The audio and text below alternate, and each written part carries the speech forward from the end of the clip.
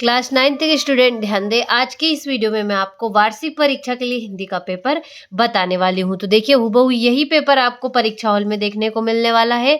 तो बिना किसी डाउट के देखिएगा और अच्छे से कंप्लीट करिएगा। तो देखिए पहला प्रश्न होगा आपका। देखिए पहला प्रश्न है, सही विकल्प चुनिए। तो तुलसीदास किस काव्य धारा के प्रतिनिधि कवि है? तो राम भक्ति काव्य धारा के। वाक किसकी काव्य शैली है? तो ललखत की। दोहा छंद में कितनी मात्राएं होती है? तो 24 मात्राएं। हुजूम के आगे कौन चल रहा था? तो सालिम अली। मुंह की खाना का अर्थ होता है? तो हारना। परदादी चोर को सही रास्ते पर कैसे लाई? तो सहजता से बात कहकर। तो देखिए इस तरीके से आपका पहला प्रश्न आंसर सहित कंप्लीट हुआ। दूसरा है आपका, रिक्त स्थानों की पूर्ति कीजिए। तो बच्चे काम पर जाते हैं। छंद के दो प्रकार होते हैं। तूती बोलने का अर्थ थाक जमना है और मेरे नाना पक्के साहब माने जाते हैं।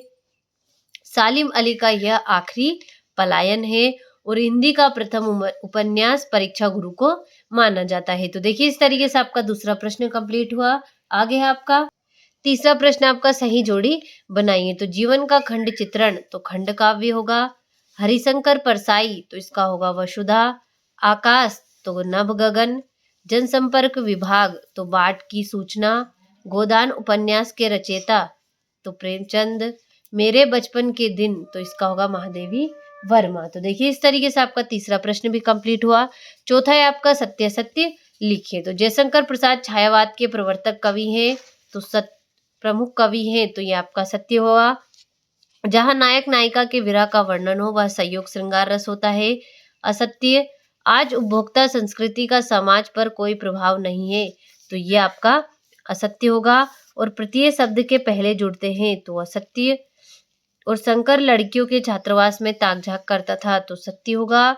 किसी घटना का आंखों देखा सरल वर्णन रिपोर्टाज कहलाता है, तो ये आपका सत्य होगा। तो देखिए इस तरीके से आपका चौथा प्रश्न सत्य सत्य कंप्लीट हुआ। पांचवा है आपका, एक वाक्य में उत्तर लिखिए। तो बच्चे काम पर जा रहे हैं कि कवि का क्या नाम है? तो राजेश जोशी। दोहा छंद में कितनी मात्राएं होती है? तो 24। सालिम अली की पत्नी का क्या नाम था? तो तहमीन था। रचना के आधार पर वाक्य के कितने प्रकार होते हैं? तो 3 प्रकार। रीढ़ की हड्डी एकांकी किस समस्या पर आधारित है? तो विवाह की। कहानी के कितने तत्व माने गए हैं? तो कहानी के 6 तत्व माने गए हैं। तो देखिए इस तरीके से आपका पांचवा प्रश्न भी कंप्लीट हुआ। छठा है आपका, छायावादी काव्य की 2 विशेषताएं लिखिए। सातवां हो गया, कवि ने सच्चे प्रेमी की क्या कसौटी बताई है? ये हो गया आपका आठवां प्रश्न। नौवां हो गया। तो इस तरीके से इन प्रश्नों का आप अच्छे से स्क्रीनशॉट ले। हूबहू यही प्रश्न आपको परीक्षा में देखने को मिलने वाले हैं। तो देखिए अच्छे से स्क्रीनशॉट के माध्यम से इन प्रश्नों को बिना किसी डाउट के कंप्लीट करिएगा। 19वां हो गया आपका। ये हो गया आपका 20वां प्रश्न। 21वां हो गया, इसमें आपको गद्यांश दे रखे हैं, तो अच्छे से पढ़कर इन प्रश्नों को आंसर करिएगा।